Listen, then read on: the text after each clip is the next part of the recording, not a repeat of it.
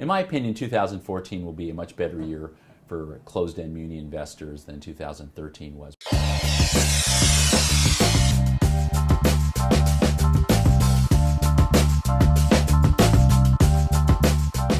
Well, municipals look much more attractive today than they did a year ago. And in particular, the discounts in the muni funds, the median discount moved between 7 and 8% last year, which really creates a nice opportunity for somebody looking to deploy new funds. So you had a couple things go on. You had the discount movements, plus you had a very rapid rise in interest rates.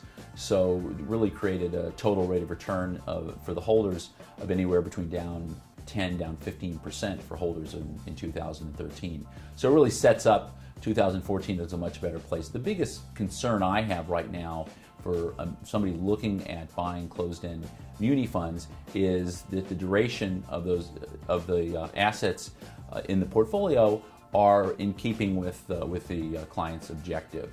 So that being said, the average duration when you incorporate leverage in looking at closed-end muni funds is about 12 years. And that means that for a 1% move in interest rates, you're looking at a 12% loss in principal if it were to happen instantaneously. Now, obviously, we offset that with income, and over time that may still be okay, but that's just one of the factors that somebody has to think about and how that fits in their portfolios. For some investors, it may be appropriate to have some of these long duration assets. Perhaps they're offsetting it with some very short duration other assets in their portfolio to create a nice blended mix.